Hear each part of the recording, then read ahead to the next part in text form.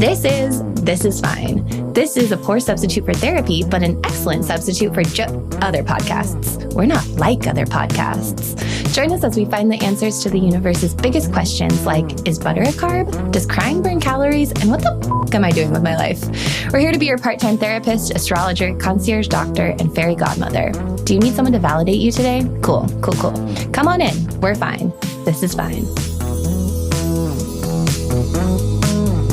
Hello again, This is Fine listeners. Many of you may remember me from episode 10, but I know that the producer of this show, Dan the Man, remembers me as Butthole Girl. And to know why, you will have to go back to episode 10. And I know a lot of you are new here, according to Dominique and the analytics that she's been peeping at. So welcome in. Happy to have you here and very happy to have Dominique here, your host. And we're just going to get to know her a little bit better. But I already know her very well, so not to brag or anything.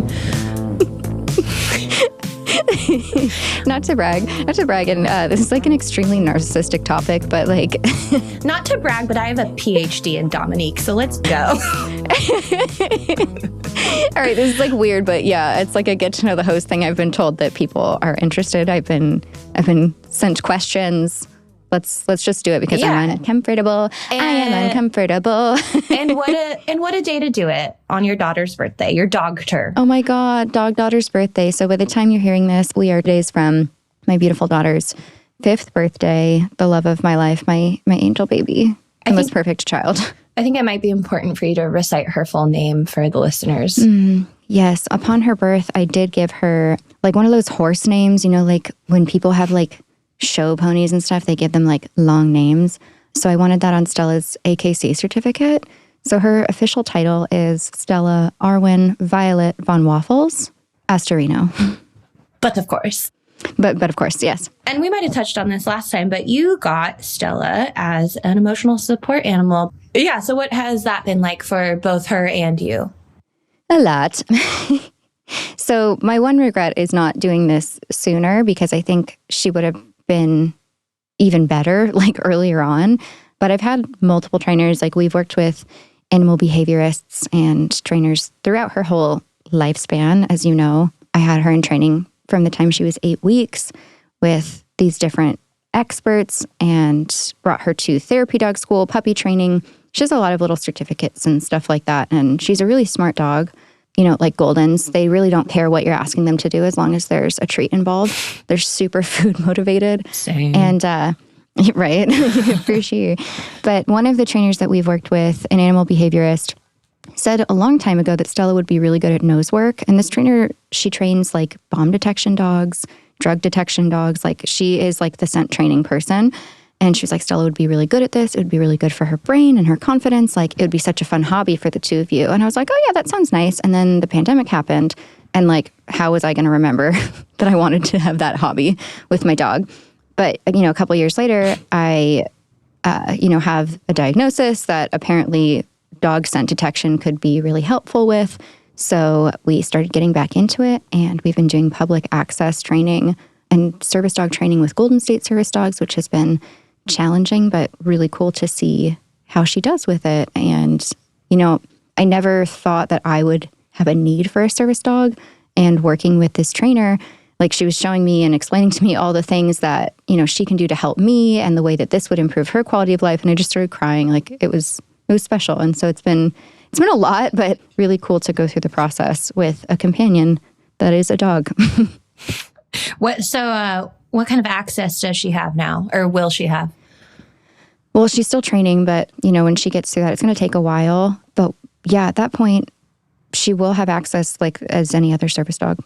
Amazing. Yeah. That'll come in handy in in the near future, yes. With the things that so I do have some stuff that I want to hard launch. It's not that hard to figure out. A lot of you know already. Let me have this. I want to have my hard launch news moment. Yeah. And I think the timing of the thing that we're not talking about, but we're sort of talking about has astrology and like, you know, the timing of the stars kind of played into that, because I know we're in eclipse season right now. And And I know that, you and Shannon kind of look at the calendar to make certain decisions on timing. And I'd love to hear more about that, and like any anecdotes you can give about how astrology has helped you just contextualize feelings and life and all that, especially as of late with so many things kind of in upheaval personally. Yeah, cool. Well, it is currently Mercury retrograde. I don't know if you're aware of that as well, on top of eclipse season.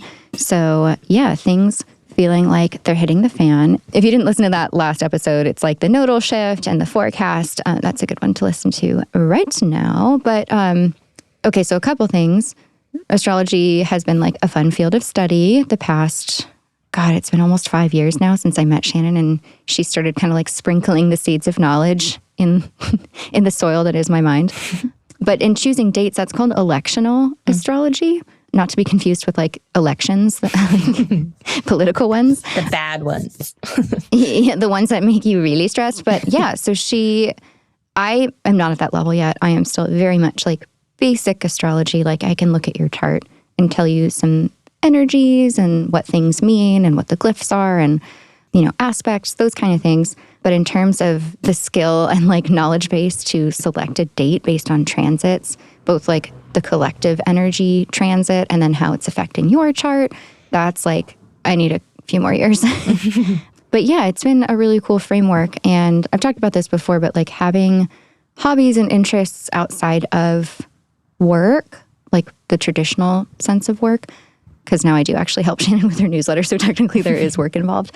But those kind of things have been really special to me. And I know you know this, like I went from like a work obsession where like career and work was everything that I could focus on, and kind of detaching from that a little bit and finding my identity outside of work with things like astrology or music or painting or ballet. Any of that has been really helpful. I know that's like kind of a side step to what you asked. So last summer, we had the time of our lives. Taking a sharp turn to Italy.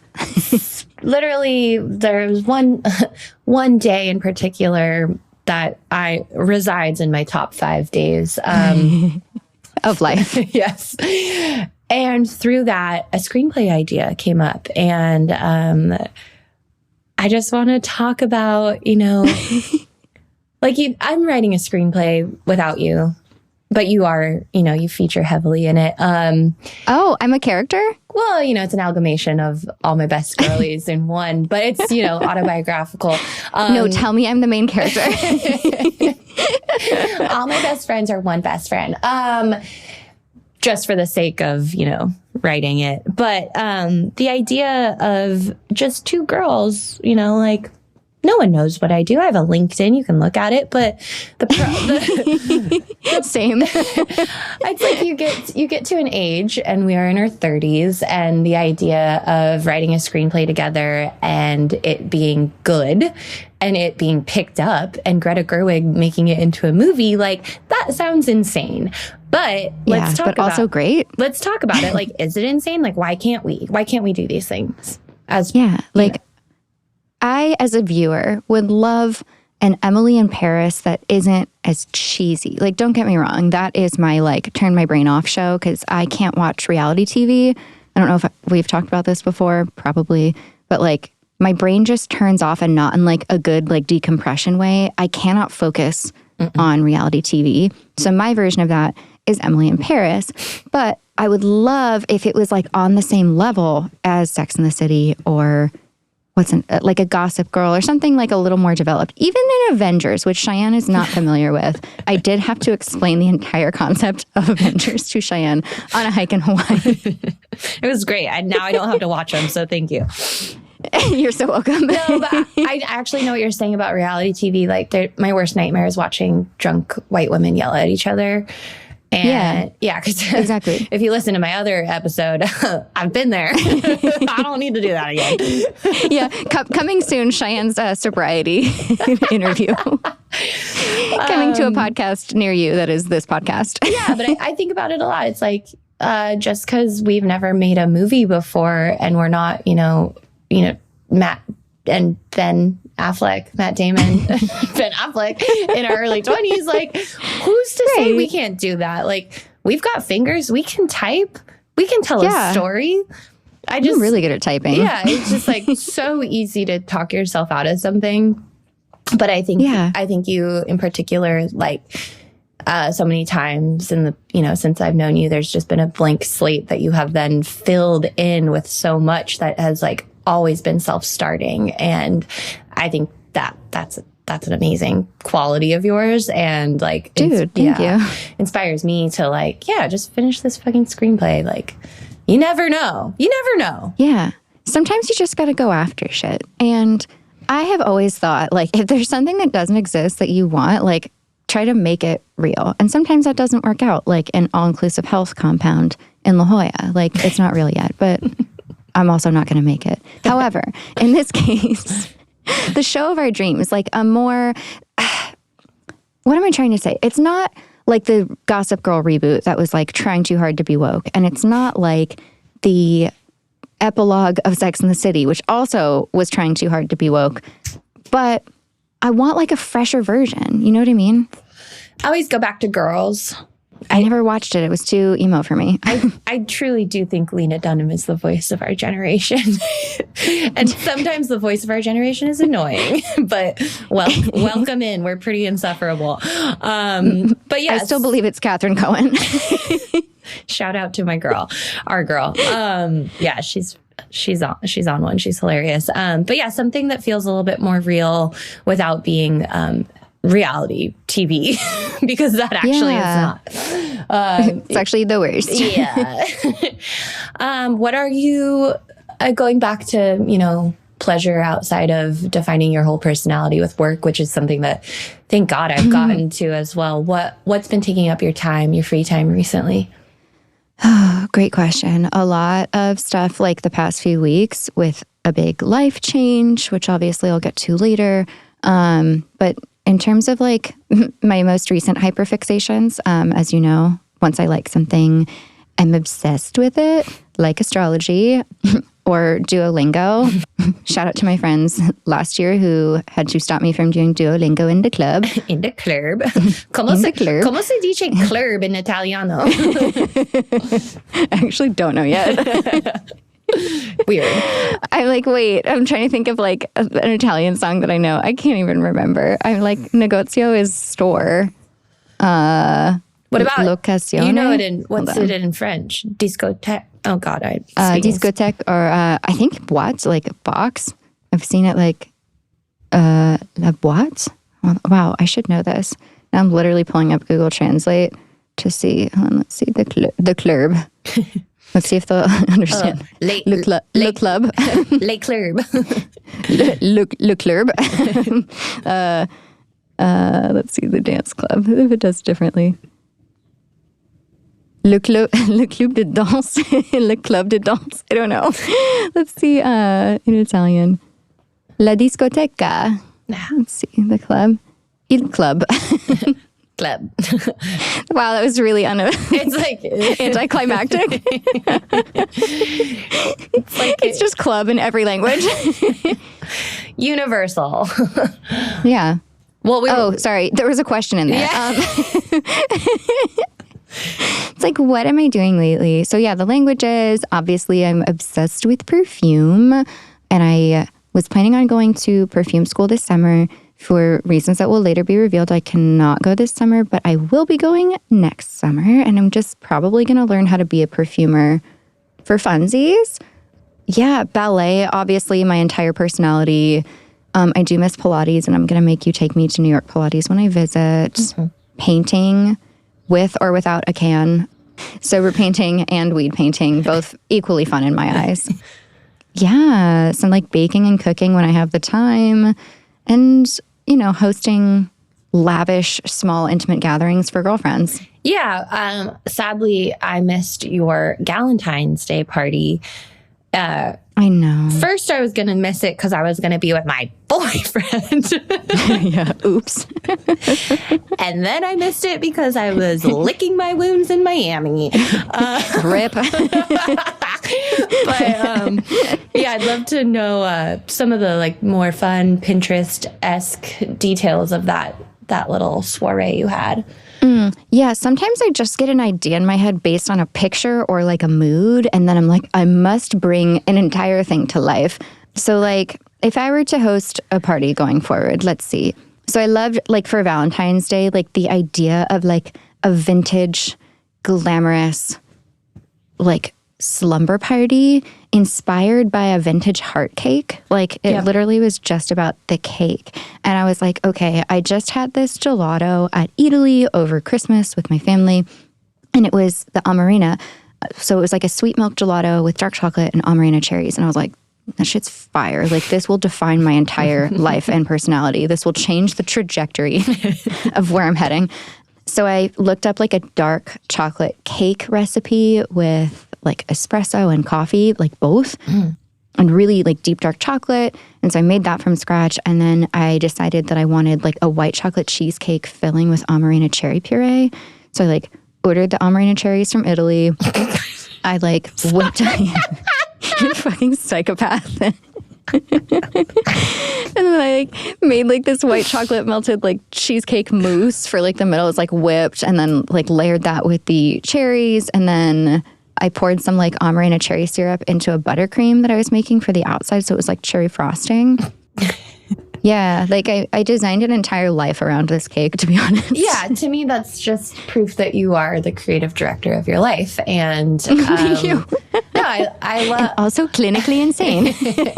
I love finding out what the kernel of inspiration was for anything, and that makes a lot of sense. I can picture it now because I saw. Thank you so much, because I did see it. It was a fusion of like flavor and aesthetics. Like, I saw the vintage heart cakes and I was like, those are cute. I would like to make them, and then design something around it. And then I had the flavor experience and I was like, oh, this is where these two get married. Yeah. Then yeah, that's my brain little vignette.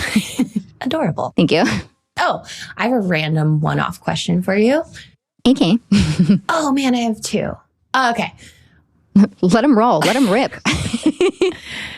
Thinking about just the like real estate in La Jolla or Southern California, if you could take over one building and create a business, like a brick and mortar, what would it be? And it doesn't have to be like you're selling something. It could be like an event space or something. But like, what if you had all the financial means to just make a space? What would it look like, and what would it be, and how would it function? Oh my God. Amazing question. And I immediately have an answer for you. Great. So there's this corner in La Jolla in like the Village area at the end of Pearl Street and La Jolla Boulevard. I don't know if you know where that is. I actually can picture it perfectly. Yeah, there's like an iTan and a Baskin Robbins. And I'm like, in this economy, absolutely not. So I would take that whole corner, and like bulldoze it and put in my version of what no longer exists, but came from London. It was called Grace. I don't know if it's Belgravia or Belgravia. I don't speak British, but it's one of those. And it's like an all-inclusive health center. And I'm talking like you go to Pilates and you go to therapy, and like you go to the doctor and you get a massage, and you've got personal training, but there's also a juice bar, and then there's like a nice sit-down restaurant with like gourmet healthy food that you can like have a fun brunch with your friends, right? There's like some workspace, there's cold plunges, like every facet of your health is in one space. Like, that is my dream complex, and I wish it existed specifically right there. And you are the person to do it. Like, maybe table that, put it on the back burner for a little bit, but once you're ready, like, that sounds Thank you so much. Like I'd be the first customer. I would just wouldn't that be so nice? Live there? Yeah. I'm moving in. I'm moving. It's been in like a dream journal of mine since like 2017. Yeah, no, that sounds like heaven on earth for the anxious wellness girlies. Yeah. And like, even if you're not like anxious, wellness obsessed, it would be, or anxious, it would just be so nice to go to one place and have all of those things, like from recovery to exercise to just like chilling the hell out to getting therapy or getting a checkup at the doctor or doing an IV drip. I don't know, like whatever floats your boat. And then like, let's bring in some like art nights and, you know, community building. Like a community space. Yeah. Okay. Yeah. I'm in. Business partner. Yeah, right there. Yeah. Let's start our 5th business together. After the script. Yes. You recently found a new therapist. I did. I actually didn't recently find him. I recently came off the wait list. Yeah, and I selflessly removed myself from seeing him every week so that I could give you a spot because I care about you so much. And I didn't know that's how it happened. Oh my God, yeah. I was like, I told him, I'll go down to 2 times a month.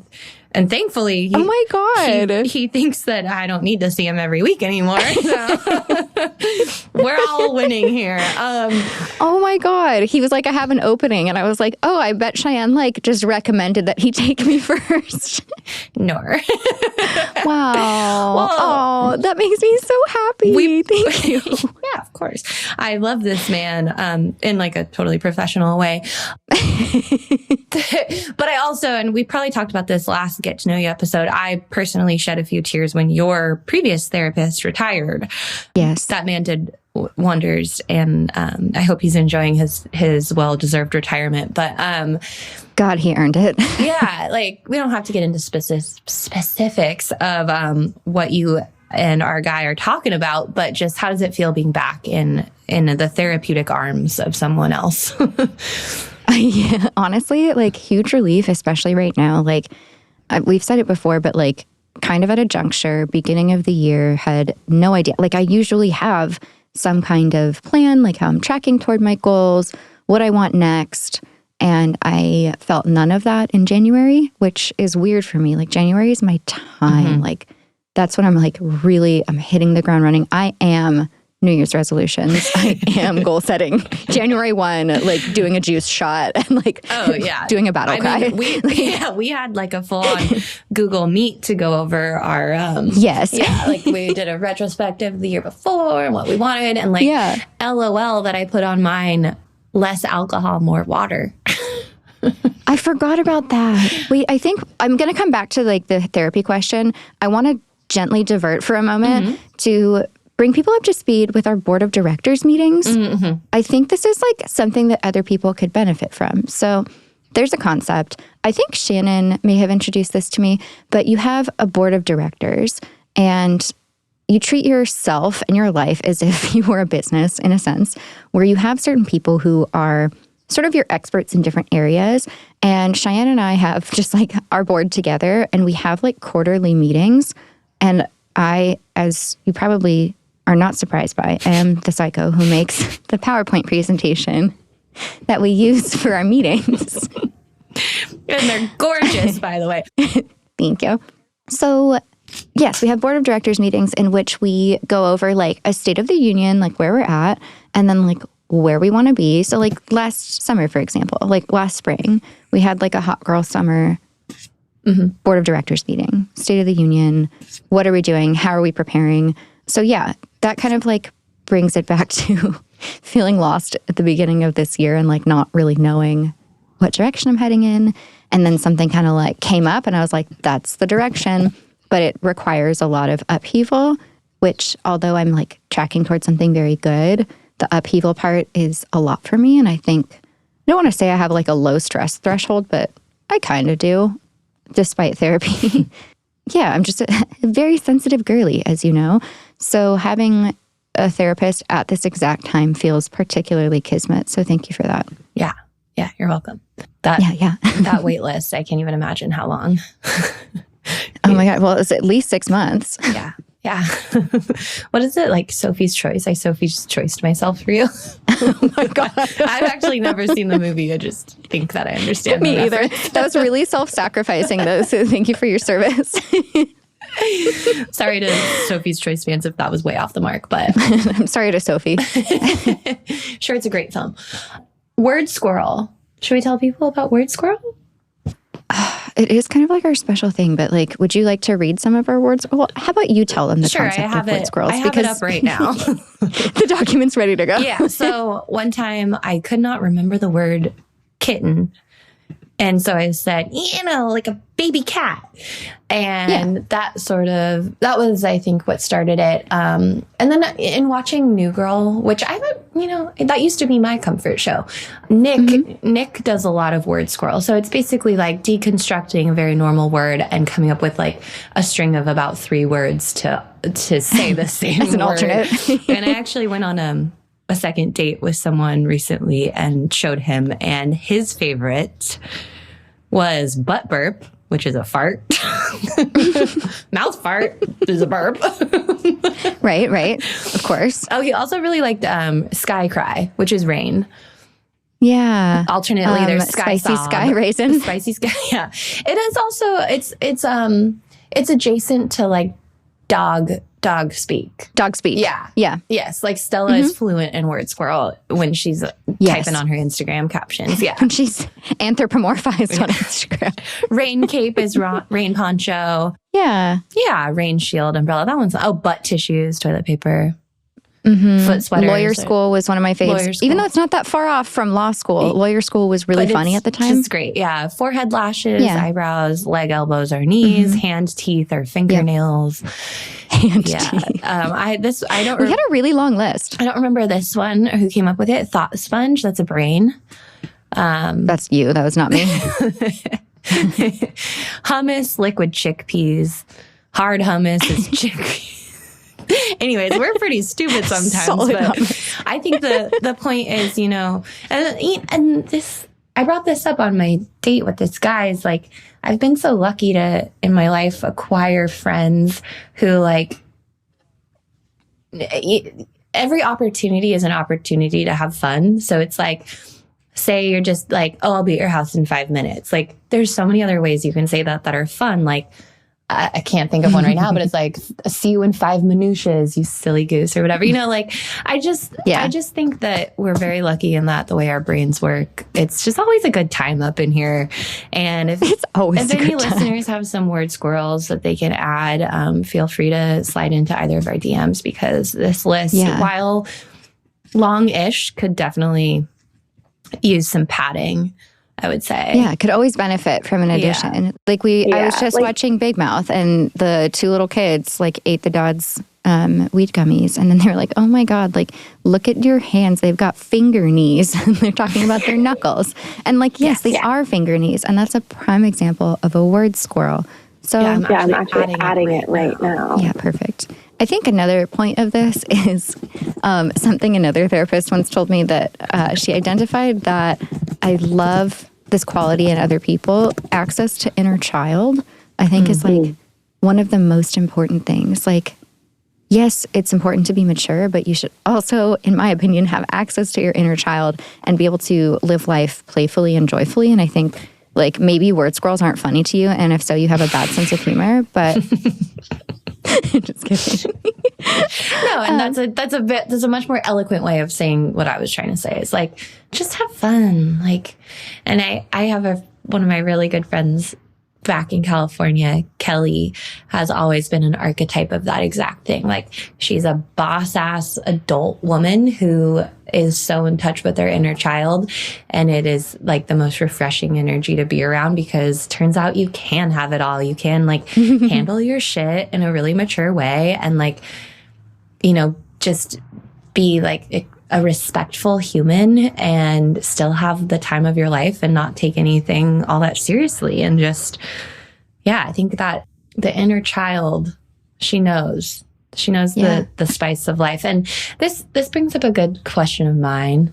So I've always said I have an old soul, and I said that to someone recently, and they're like, "What? You have like a very young soul?" Like, no, you fucking don't. But to me, I always said I have an old soul, because the oldest souls know that, like, don't worry about shit, just have a good time. And so I think of young souls as like, it's their first rodeo here, and they're just like spazzing over everything. But maybe I've been saying it wrong, and I do have a young soul. I don't know. Like, maybe there's wisdom in your inner child.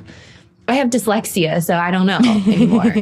Well, I think there's an innate wisdom in your inner child that hasn't been as scarred or jaded by the outside world. I don't know. Sometimes with age comes like that mental, spiritual clouding, right? I don't know if I'm saying this correctly, but I feel like there's some inherent wisdom in your inner child that gives you that perhaps sense of maturity or sense that you've been doing this a while. Yeah. I've been around a couple times. Yeah. I'd say I'll give myself medium soul. I'm a midlife soul. My soul is in its midlife crisis. All right. Well, let's end it on how are you celebrating? How is Stella celebrating her birthday? Well, I did buy her a $30 piece of salmon that she ate in probably 30 seconds after I cut it up for her. So that was really nice for her. Just a good old piece of sashimi grade, top of the line fish. I'll probably get her a puppuccino. We'll do some beach zoomies. I'll let her cake her entire body in sand the way that she loves to do. And have like a little aperitif seaweed drink. Yeah, she'll probably eat a lot of seaweed and I won't even yell at her to stop doing it. I'm just going to let it roll. Birthdays are a free pass day. Yeah, this is the hall pass day for the dog. Wait, hall pass is definitely not the term I want to use. That was a mistake. I think that we should do this again sometime. Probably July, end of July. I don't know. It's just something tells me that might be an interesting. Yeah. Good frame, good time. Astrologically, energetically, logistically, news-wise. Yeah. So on that note, thanks for tuning in to today's episode of This Is Fine. I've been your host, Cheyenne Arnold. I'm calling in from Brooklyn, New York, but this podcast is produced at DLI Productions in San Diego, California. This is a comedy and advice podcast, but for legal reasons, this entire podcast is a joke and none of it is medical advice. To support this beautiful program, visit patreon.com/thisisfinepodcast.